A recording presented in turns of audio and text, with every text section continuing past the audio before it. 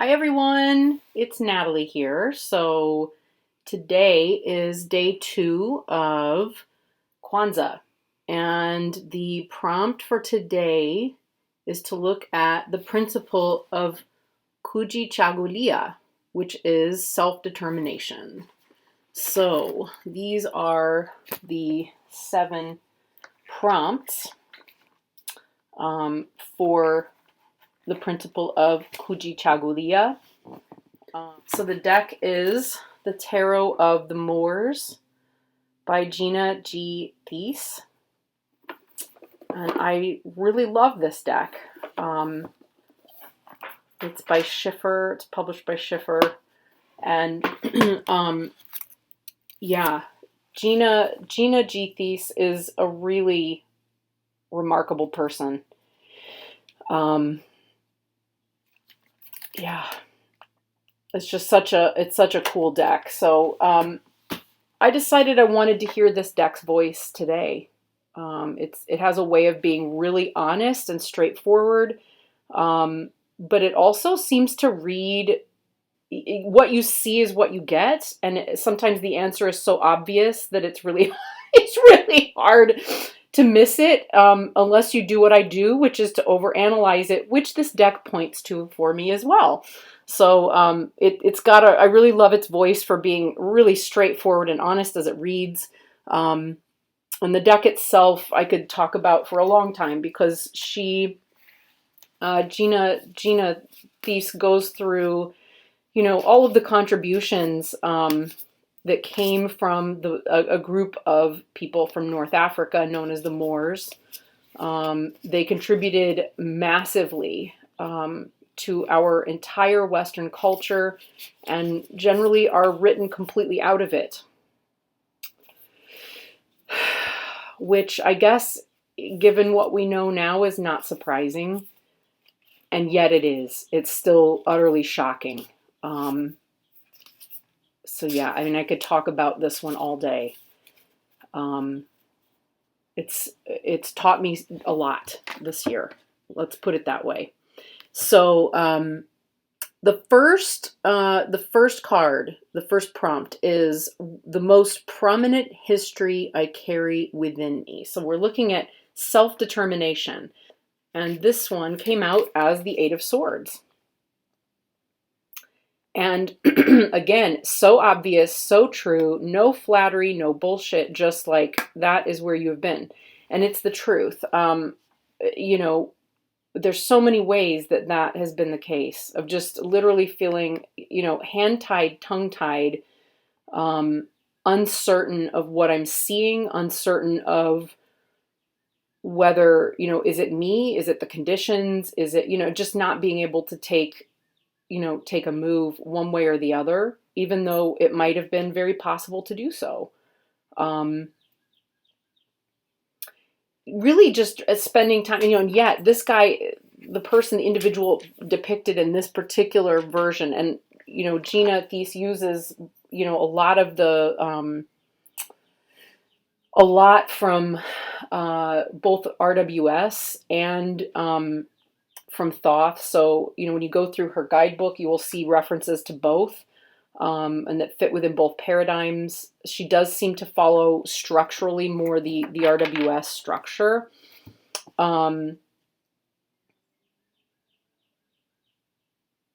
Yeah, I'm just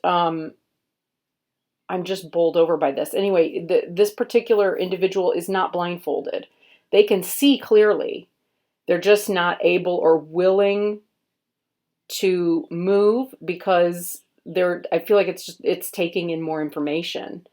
And or being surrounded, we look at swords, surrounded by information, surrounded by outward influences, but trying to get, a vision that goes beyond that. I would say too that these swords for me also represent a lot of just crowded mind space, a lot of taking things in that aren't mine and needing, having that lead to a place of not seeing, not necessarily being able to establish my own vision of things.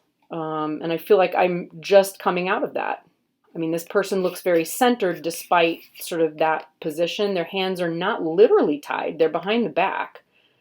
But it seems more like the person is pensive and trying to figure out and move forward. So there we go. Question 2, the traditional foundations that inform my life. And this one, dropped my book. Sorry about that. I dropped my notebook. It's never, it's not a nat video until something falls. And here we have the Malika of discs. I think if Julia and Victoria were watching this, she would laugh really hard. So the traditional foundations that inform my life really definitely come down from my mother on so many ways, and in so many ways. But when I went to the book to look this up and see what Gina Thies has to say, she says, honest, affluent, classy, gracious, stylish, ideal wife. Definitely all of those, yeah. So a basic interpretation she includes here, willingly investing time and resources to help others, supportive. The focus may be on real estate, furnishing a home, or purchasing a new wardrobe. You always find a way to cover your expenses. All of those things are very true in that position. What are the traditional foundations that inform my life? Being honest, nurturing, loving, kind, generous. My mom's side of the family definitely aims for that, or did, being affluent or classy. They didn't always get there. Similarly, what do we have? The reversed, spendthrift is definitely true. Self-centered could definitely be true. You may find it difficult to curtail your spending habits, not interested in supporting others or health concerns. Those have all been true on some level as well. So when we look at like the bigger picture, those are all, everything has a balanced, edge to it. And I would say that also does. That one does too. So card 3, how I primarily define myself. This one was interesting. The 2 of Swords.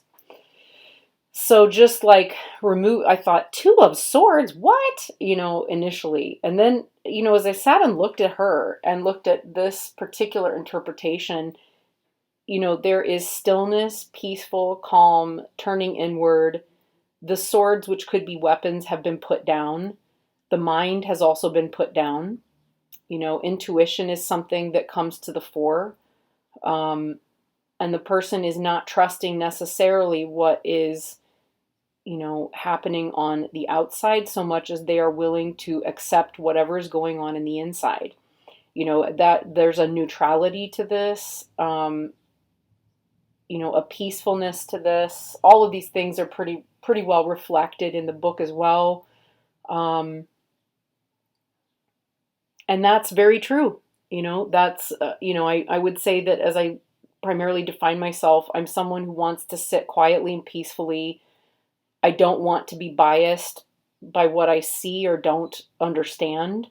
I like to take the time and space to truly understand things. I don't want to fight. I do feel happy to put my mind down as much as I feel happy to use it or employ it.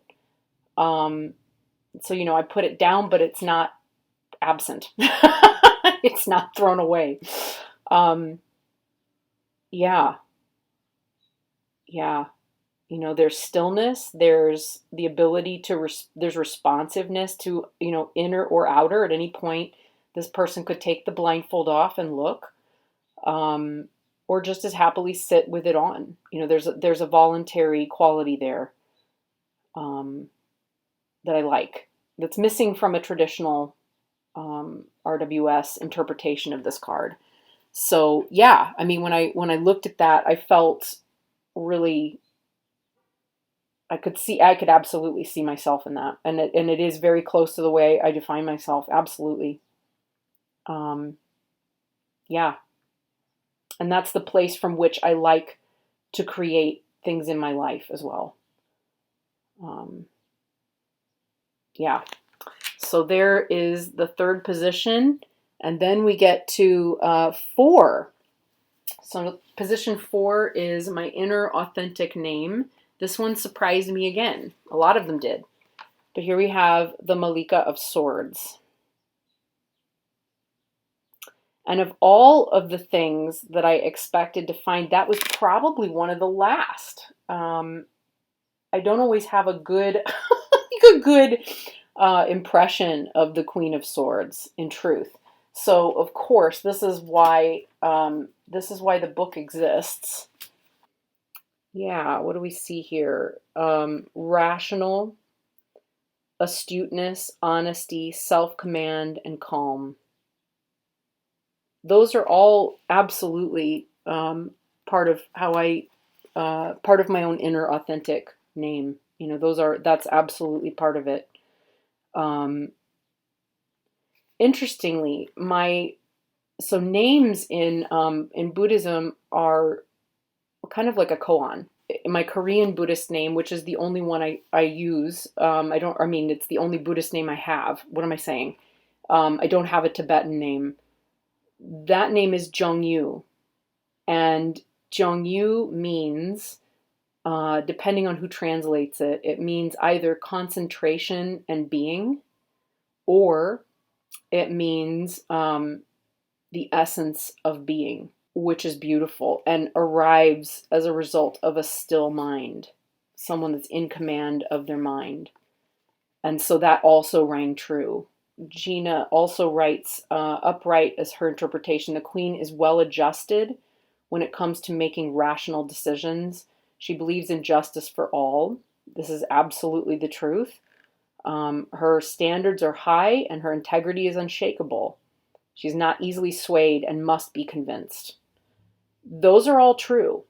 Those are all very, very true. Let's see, the reversed, we get absent-minded, also very true. Forgetful, yep. I can totally own that. You may not think things through and are subject to the influence of others' opinions. That can also, that was where we're being pointed. That was being pointed out by that 8 of Swords there. So position 5 is how I create for myself. And again, this is really funny, right? Yeah, look at that. So it's death. It's the death card. I thought that was so funny. That was so funny. But that it has so many layers of meaning again. I create by allowing myself to transform and be transformed by various things that happen. I create and move forward by learning from my mistakes and taking things that are no longer serving me and allowing them to pass away. I also enjoy creating memorial-based artwork. I really do. And sometimes what I'm doing when I create, this is interesting because there's so many layers, right? There's so many layers, but I also create sometimes from needing to resolve something for myself. So needing to let something within me be memorialized in the form of artwork so that it can then, pass on, and pass out of me, or through me and be allowed to kind of die that way. And I also find a lot of creativity through that happening in my life and then needing to process it through creating artwork. That happens a lot too. So yeah. It's true. I mean, in any way, when I look at like what how I create for myself, it is through death. Definitely. Death is definitely a big facet.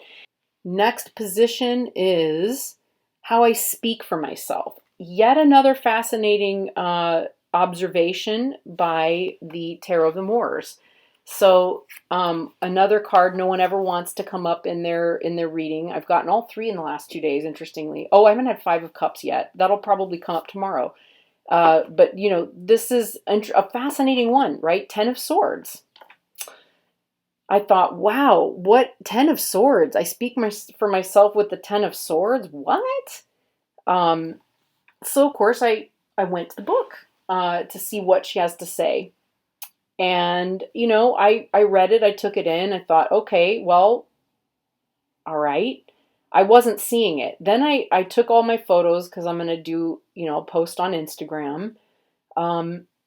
And as I was looking down and getting ready to realign, line everything back up and flip it over, for the video, I suddenly saw something I hadn't seen previously, which is, this is someone who is speaking from the place of failure, right? Or of defeat, or of, this is about speaking. How is this person is speaking about this, or from that place. If we imagine that they're the same person, right? And this is the person resurrected who's learned something. I tend to speak for myself, and I can totally see that in the way that I communicate about stuff, the way that I used to teach when I was still teaching, sometimes the way I still talk about things when I'm here on, on the YouTubes. But yeah, like, here's what I failed at, or here's a wound I have that I learned from. Here's something that went horribly wrong and devastated things, where I failed or was taken down, or was literally stabbed in the back, or where something in me died, and here's what I learned. So it's sharing. I speak from experience of having worked through my own pain. I think this could potentially also be warning me, to be cautious about speaking too soon from pain sometimes, right? Or from wounding. And it may also, even yet, I feel too, be telling me, make sure that you actually do speak for yourself, right? Don't assume that everything is pointless, because I can sometimes do that. In fact, I frequently do that. I'll just think, well, I'm just not going to say anything because I don't know that anything I have to say would be of any value anyway. And I tend to swing between extremes of, hey, I have this thing and it's burning inside and I really need to share it. And then I do, or I'll have a million things that are there's always great amounts of things inside, right? Whether I speak it or not, for myself or for someone. I usually need to have someone else that I need to speak for, right? I don't think I'd be doing any readings about myself or whatever if it were not connected to other people, in some way, right? I struggle with that. It's a perpetual back and forth. But I feel like this is maybe telling me, like, you stop devaluing your own experience or devaluing what you may have to offer. And instead, instead of doing that and being defeated to the point that you don't speak, speak from that experience anyway. You may yet have value to offer, right? See also, right? The traditional foundations that inform my life, right? Those are not really, who I am, which makes this final card even more interesting. This is what I've inherited. It's not my own values, right? If you look at this, like, my own values, everything we have here, we have swords, death, we have the mind, we have the journey of the mind, we have,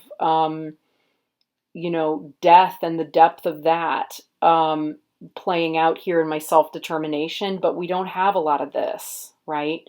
Something that 2020 has taught me, is literally the value of, the value of this in terms of literal coins, right? Coins, discs, money, resources, etc.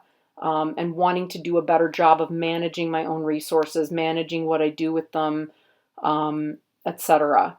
Right? It's been a big contemplation this year, and it's happened and taken place in a way that has been really helpful.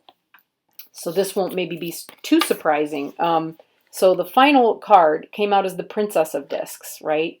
So, what is my highest aspiration then? I wouldn't say that this is my highest aspiration. I would say this is an aspiration that I find the most challenging moving forward, which is to, take the more negative aspects. This you could see the Princess of Discs is like the replacement for the page. So this would be traditionally a page of discs, would be to find the way to be more resourceful.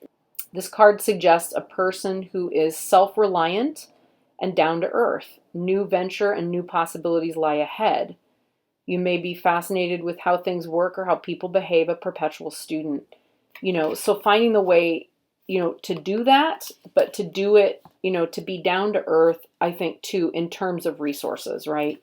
What do we have here? Your struggle to complete, so reversed, your struggle to complete a task or a project due to waning interest. That sometimes happens. You have no clue of what you want to do or be in the future. That often happens for me too. And spending money on frivolous pursuits also happens. So I think maybe that, saying like my highest aspiration, this reversed, really tells me a lot of valuable information. These are things that I'm struggling with right now. They really are. And I guess I wouldn't say that I've necessarily spent money on frivolous pursuits. I bought way too many decks this year, like way too many, which is itself a frivolous pursuit. I could be working in depth with what I have, right? I clearly need a depth year, but also just kind of going, okay, I want to do this thing. I want to do this thing. I want to do this thing, and then not completing it. That's hard. So while this may not be like my highest overall aspiration as a human being, my highest aspiration for myself in the coming year absolutely would be to say, that I want to be more self-reliant, down to earth, look at what I'd like to do in the future, to think in terms of planning my future a lot more objectively, and to manage my resources a lot more wisely. Yeah. So there we are. And I have a feeling this has probably already gone on way too long and long enough. So, I'm going to finish it there. And once again, I'm grateful. This, again, the principles of Kwanzaa they're ones that we can apply all year. So thank you so much once again to Queen Auset and to Veronica Rose for a really beautiful practice to engage during this time. And thank you for the invitation and for making a space at the table for everyone. All right, everyone, I'll see you again tomorrow. Bye.